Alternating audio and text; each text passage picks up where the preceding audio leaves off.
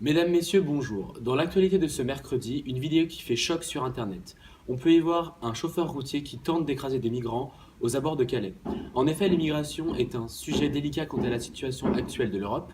De nombreux migrants viennent des pays du Moyen-Orient à cause du conflit géopolitique de l'État islamique afin de trouver une vie meilleure dans nos pays plus développés.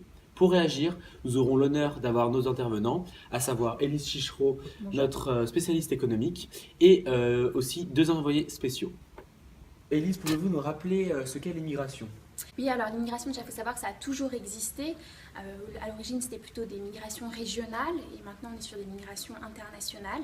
Alors, il y a 4 catégories, on va dire, de migration. On a la migration politique pour les réfugiés politiques, les migrations professionnelles qui s'adressent plus à ceux qui sont en recherche d'emploi et aux étudiants, la migration économique qui vise à obtenir une vie meilleure, et ce qu'on retrouve de plus en plus, c'est la migration sécuritaire, c'est-à-dire les personnes qui fuient les conflits dans leur pays d'origine. Donc en moyenne, il faut savoir qu'en France, on est sur du 200 000 migrants par an. Donc, que pouvez-vous nous dire sur les conséquences d'une telle immigration? Alors, il y a plusieurs conséquences. Il y a des conséquences forcément positives et d'autres négatives. Je vais commencer par les négatives. Il faut savoir que la France est en crise depuis 2008, ce qui explique une baisse de croissance. Et avec la baisse de la croissance, les besoins en recrutement internationaux diminuent eux aussi. Il y a aussi le fait que la France est endettée. Comme la France est endettée, ils ont un budget qui diminue par rapport aux prises en charge des migrants. Le coût diminue. Il faut savoir que l'État débourse environ 35 € par personne par jour pour les frais de fonctionnement, ce qui représente 2 milliards par an pour le coût global en France. Après, il faut investir dans des structures d'accueil et faire des politiques d'accompagnement social et sanitaire, ce qui représente aussi des coûts. Et le problème auquel on fait face actuellement, c'est qu'il y a une forte immigration très concentrée en très peu de temps, ce qui ne laisse pas suffisamment de temps pour que les politiciens aient le temps de travailler en collaboration avec les municipalités pour développer les accueils et aider à ce que les immigrants trouvent un emploi le plus rapidement possible. D'accord. Nous avons vu que l'immigration a visiblement un impact très négatif dans les économies en crise, mais dans les économies développées et croissantes, n'est-elle pas positive? Si, tout à fait, il faut savoir que la contribution des immigrants à l'économie est supérieure à ce qu'ils reçoivent en termes de prestations sociales ou de dépenses publiques. Donc, par exemple, en France, on estime 320 000 emplois qui sont non pourvus par des Français, malgré un taux de chômage très important. Et ces 320 000 emplois vont être occupés par des personnes immigrantes. Donc, pour l'instant, aucun économiste n'a réussi à prouver qu'il y avait un lien entre l'immigration et le taux de chômage. Retrouvons maintenant Sarah Bazaï, notre envoyée spéciale, qui va nous apporter des précisions sur l'impact négatif de l'immigration. Oui, bonjour Lucas.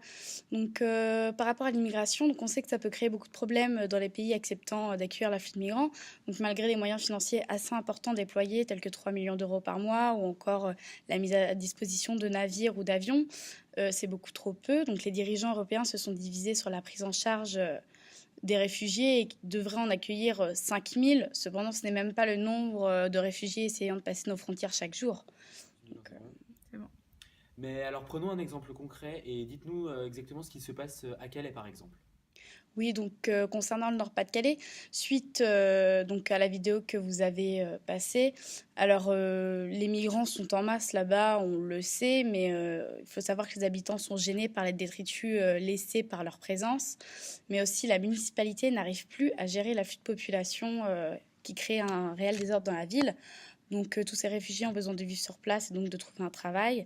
Donc, par exemple, au Liban, la Banque mondiale a estimé que le taux de chômage pourrait passer de 10 à 20%, ce qui est assez conséquent. Et on estime aussi un coût supplémentaire de 400 millions de dollars par an d'électricité, sachant que le Liban n'arrive pas à fournir assez d'électricité à toute sa population. C'est bon. Que peut-on faire dans ce cas-là pour résoudre ce problème? Est-il possible de totalement fermer les frontières? Donc écoutez, concernant les frontières, ce n'est pas possible. On est dans un monde globalisé et la fermeture totale des frontières n'est pas envisageable. Donc ce n'est pas la solution pour le moment. Maintenant, je laisse la parole à notre deuxième envoyé spécial, Anaëlle Thomas, qui se trouve actuellement au Québec pour nous faire part des aspects positifs de l'immigration. Auparavant, le gouvernement québécois voyait l'immigration comme un outil pour atteindre certains objectifs d'ordre économique et démographique. Nous avons interviewé la ministre de l'Immigration. L'immigration, c'est beaucoup des gens qui sont des têtes de pont, qui créent des marchés, donc ils vont toujours avoir des liens avec leur pays. Donc d'un point de vue économique et pour les entreprises, c'est très intéressant d'avoir des gens qui viennent d'ailleurs. Donc, comme elle le dit, l'immigration est une immigration professionnelle. Plus de 60% des immigrés ont même un diplôme et le gouvernement québécois choisit les personnes qui pourront obtenir ou non le visa. Quels sont alors les moyens de régulation pour ce type d'immigration? Alors, le gouvernement québécois a mis en place des quotas. Les quotas sont de 50 000 immigrés par an. Donc en 2013, on est autour de 560 000 immigrés présents sur le sol québécois. Donc en fait, d'après ce que vous nous dites, il n'y a visiblement que des aspects positifs à cette immigration? Alors non, tout n'est pas parfait. Par exemple, le taux de chômage des immigrés est très important au Québec. Plus de 27% des immigrés se trouvent actuellement au chômage, tandis que la moyenne dans la ville de Montréal est autour de 9%. Merci. Grâce à ces interventions enrichissantes, il apparaît que les flux migratoires peuvent être négatifs quand les économies sont en crise ou qu'elles font face à des flux massifs de migration car cela détériore d'autant plus leur situation. Ou alors, les flux migratoires peuvent être positifs quand les économies sont stables ou croissantes car cela crée des emplois, il y a une participation fiscale des immigrants et tout un tas d'éléments positifs que nous avons aussi exposés ultérieurement. Je vous rappelle aussi qu'il y a le sommet humanitaire mondial en 2016 qui va traiter grandement de la question de l'immigration. Merci de nous avoir suivis pour cette édition spéciale. Nous vous retrouvons demain, même heure, pour un nouveau dossier d'actualité.